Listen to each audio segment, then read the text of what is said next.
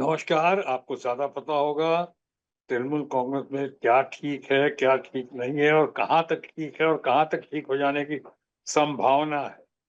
ये सब आपको पता होगा। जहाँ तक मेरा सवाल है, मैं बहुत फ़र्मली, स्ट्रांगली सुख-दुःख का साथी हूँ लोगों का और ख़ासकर मैं इस घड़ी में बिल्कुल ममता जी के साथ हूँ, उनके साथ था और उनके साथ ही रहूँगा। फ़िलहाल मेरा कोई इरादा नहीं है किसी और दिशा में जाने के लिए या कोई और रुख़ अख्तियार करने के लिए।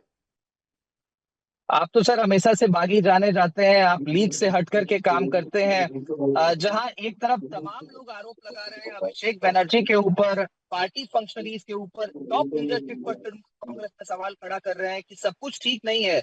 तमाम आरोप लगाए जा रहे हैं। लगभग 20 सांसदों ने एक नया गुट बना लिया है। क्या इन बागी सांसदों ने आपको अप्रोच किया था कि आप भी आ जाइए, अब हम एनडीए के फ्रैक्शन को सपोर्ट करने वाले हैं, हम अलग सिटिंग कैपेसिटी की मांग कर रहे हैं पार्लियामेंट में?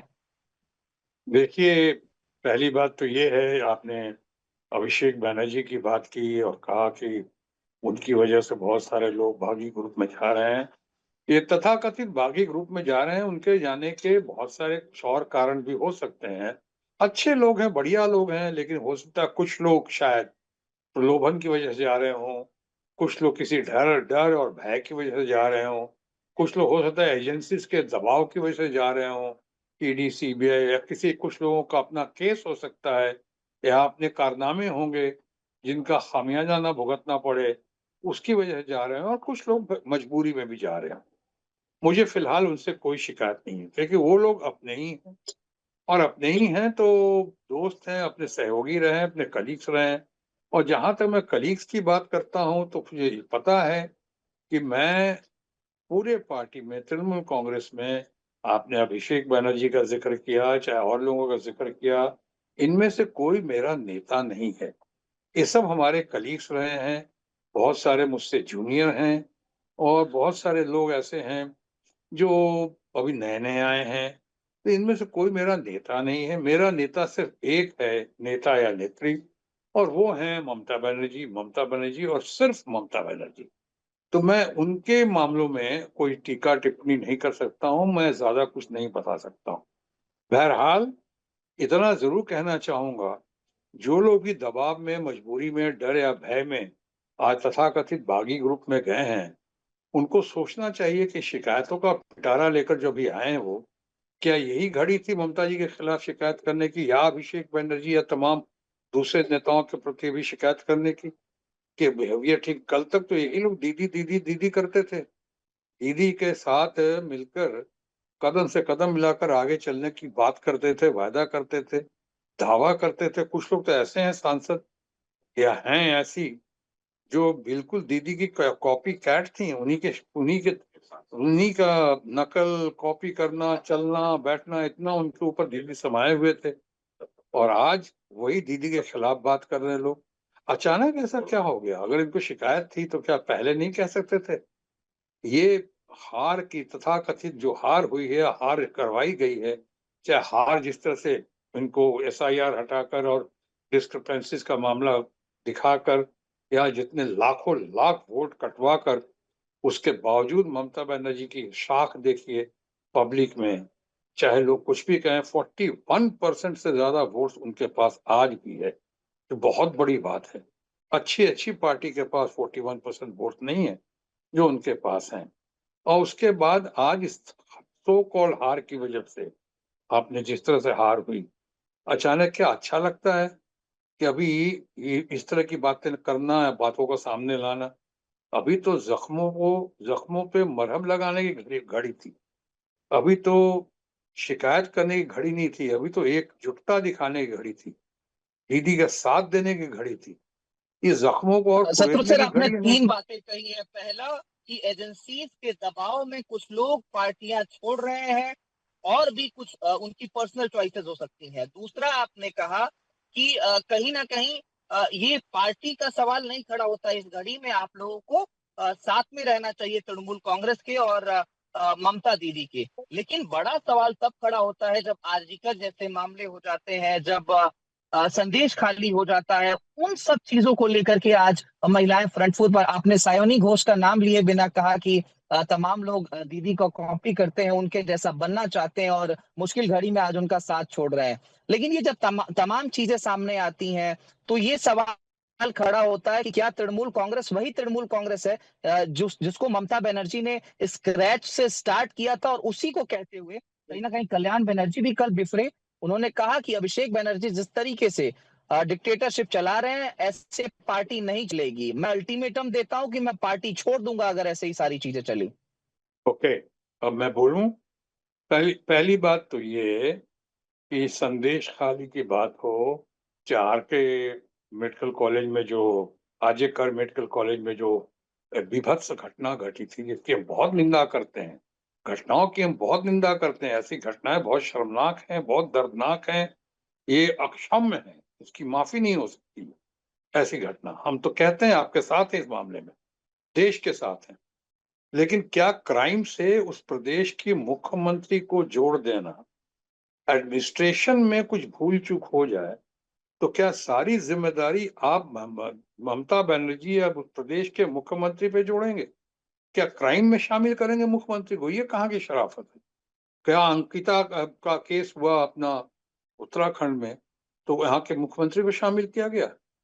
जो हाथरस और उन्नाव में जो घटनाएं घटी विध्वंस, उसके लिए क्या हमारे मित्र यूपी के मुख्यमंत्री योगी जी पे किसी ने उंगली उठाई? नहीं उठानी चाहिए। अगर हाँ उसके बाद एक्शन ना हो, रिएक्शन के बाद, तब आप कुछ कह भी सकते हैं। ये सब तो बहाने। और सबसे बड़ी बात ये है, आपसे कहना चाहूंगा कि अभी मौका मिला था, अभी ये सब करने का। इस कल तक याद नहीं था, जो चुनाव लड़ रहे तब याद नहीं था, उसके पहले याद नहीं था। देखिए, ममता जी जो हैं बहुत मेच्योर, ट्राइड, टेस्टेड और सक्सेसफुल लीडर हैं। अभी उनके बहुत बड़े और बहुत अच्छे लेफ्टिनेंट हैं। अभी ये अपना कल्याण बनर्जी देश के चंद सबसे बढ़िया पार्लियामेंटेरियन में से एक हैं। वो इंटेलेक्चुअल पार एक्सेलेंस हैं, गजब का उनके अंदर टैलेंट है, और हम सब उसकी बहुत सराहना करते हैं। लेकिन जो दो इशू को मिला रहे हैं हम लोग, कि वो अभिषेक बनर्जी के साथ वो क्रोधित हैं या गुस्से में हैं, वो कारण कुछ और है। वो प्रोटोकॉल और डिसिप्लिन का मामला हुआ है। वो प्रोटोकॉल डिसिप्लिन तोड़ने या नहीं पूरा होने की वजह से ऐसा लगता है कि कल्याण बनर्जी बहुत गुस्से में आ गए या नाराज हो गए, जो शायद स्वाभाविक है। तो इसके लिए ये जो उन्होंने ये भी तो कहा कल्याण बनर्जी ने कि कुछ भी हो जाए मैं दीदी के साथ हूँ, और दीदी के साथ था और दीदी के साथ रहूंगा। तो इसलिए आज इस घड़ी में आपसे बातचीत करते हुए मैं पुनः वो 3 लाइन विप जो मैं दीदी को भी कह चुका हूं, अभी भी कह देता हूं कि मैं ममता दीदी के साथ हूं, ममता दीदी के साथ था, और इस मुसीबत की घड़ी में बिल्कुल वचनबद्ध हूं कि ममता दीदी के साथ ही रहूंगा। शत्रु सर, क्या आपको भारतीय जनता पार्टी की तरफ से या फिर इस बागी फ्रैक्शन की तरफ से कोई अप्रोच किया गया कि आप इस समय, जैसा कि आप आरोप भी लगा रहे हैं, एनडीए का फ्रैक्शन ज्वाइन कर लीजिए, सपोर्ट कर दीजिए इस फ्रैक्शन को, या फिर भारतीय जनता पार्टी में औपचारिक रूप से शामिल हो जाइए इस पूरे उठापटक के बीच में? मैं किसी का नाम नहीं ले सकता हूं, लेकिन हाँ, भारतीय जनता पार्टी में जहां मेरा लालन पालन हुआ है, करीब 30 सालों तक मैं भारतीय जनता पार्टी में रहा हूं। मेरे को ट्रेन किया गया था भारतीय जनता पार्टी के शिखर पुरुष, फॉर्मर फादर फिगर, अभूतपूर्व अभूतपूर्व प्रधानमंत्री अटल बिहारी वाजपेयी के जरिए, और साथ में लाल कृष्ण आडवाणी जी, जो हमारे फ्रेंड्स, गाइड, गुरु और अल्टीमेट लीडर मानता रहा हूँ। उन्होंने हमें ट्रेन किया, मैं इनका बहुत आभारी हूँ। भारतीय जनता पार्टी में बहुत सारे मेरे अच्छे अच्छे दोस्त हैं, आज भी दोस्ती है। इसलिए मैं किसी का नाम नहीं ले सकता हूँ, लेकिन उन्होंने जो हमें कहा होगा, आमंत्रित किया होगा, वो अच्छी नीयत से ही किया होगा, शायद मेरा भला सोच के किया हो। लेकिन मेरी भलाई है, भलाई इसी में है, मैं समझता हूँ कि जिन्होंने मेरा सुख दुख में साथ दिया, और खासकर दुख की घड़ी में साथ दिया, ममता जी, जब उस वक्त कोई सामने नहीं आया तो ममता जी आई थी, और मुझे अब आसनसोल बंगाल की जनता के बीच, जितनी बढ़िया जनता है वहाँ की, बंगाल की जनता के बीच जाने का मौका दिया। रिकॉर्ड मतों से हमारी जीत हासिल हुई। उसके बाद भी दूसरी बार भी बहुत जबरदस्त जीत हासिल हुई। तो इसके लिए मैं ममता जी का, तृणमूल कांग्रेस का आभारी हूँ। और आज ये घड़ी है ममता जी के साथ निभाने का, आप अगर कहते हैं कि कुछ लोग चले गए हैं वहाँ पे और ज़्यादा लोग चले गए हैं, मैं तो कहता हूँ कोई चला जाए, सब हमारे मित्र हैं, जहाँ जाना है जाएँ। लेकिन अगर मैं अकेला भी पड़ गया इसमें, अकेला भी अगर हूँ अगर, तो भी मैं टैगोर का वो गीत याद रखता हूँ कि "যেহেতু ডাক শুনে যদি कोई ना আসে, তাহলে একলা चलो रे।" तो मैं एकला चल रहा एकला हूँ। चलो की बात कर रहे हैं आप सर। आपका ट्वीट जब से प्रधानमंत्री नरेंद्र मोदी के 12 वर्षों के कार्यकाल को लेकर के आया, तब से ही स्पेकुलेशन सबसे ज्यादा निकल करके आने लगी कि आप भी कहीं ना कहीं एनडीए को समर्थन करने वाले उस बागी गुट का हिस्सा हैं। आपने प्रधानमंत्री की तारीफ की, उनके काम की तारीफ की। उसके बाद कहीं ना कहीं ये उहल-पुहल मैं स्टार्ट हो गई। मैं अब अपनी अब स्पष्ट तमाम रिपोर्ट मैं क्लेम कर अपनी रही कि अब स्पष्ट भारतीय जनता पार्टी अरे शॉर्ट में बोलो, टाइम हो रहा है, शॉर्ट में बोलो। मैं अपनी स्पष्टवादिता के लिए, हाँ, सच को सच कहने के लिए, काले को काला और सफेद को सफेद कहने के लिए मशहूर हूँ या बदनाम हूँ। मैं स्पेड को स्पेड बोलता हूँ। वो हमारे प्रधानमंत्री हैं भारत के, आपके और हमारे सबों के प्रधानमंत्री हैं। उन्होंने 12 साल पूरे किए। मैं उनका सहयोगी भी रह चुका हूँ, वो हमारे मित्र भी हैं, सोसाइटी के मित्र हैं, सोसाइटी के गाइड हैं नेशन के। तो आज उनके 12 साल पूरे हुए तो मैंने दिल से उनको बधाई दी, ट्रू स्पोर्ट्समैन स्पिरिट में। ये तो अच्छी बात है, ये तो सही किया हमने। उसका इस इश्यू से कोई लेना-देना नहीं है। उनसे हमारी मित्रता रही है, हम उनकी कदर करते हैं और वो भी हमारी बहुत कदर करते हैं। लेकिन अब हमारी विचारधारा और अब मैं कहीं और हूँ, अब मेरा नेता जो है ममता बनर्जी हैं और ममता बनर्जी रहेंगी। फिलहाल मेरा ऐसा कोई इरादा नहीं है कहीं और जाने का। Thank you very much, nice.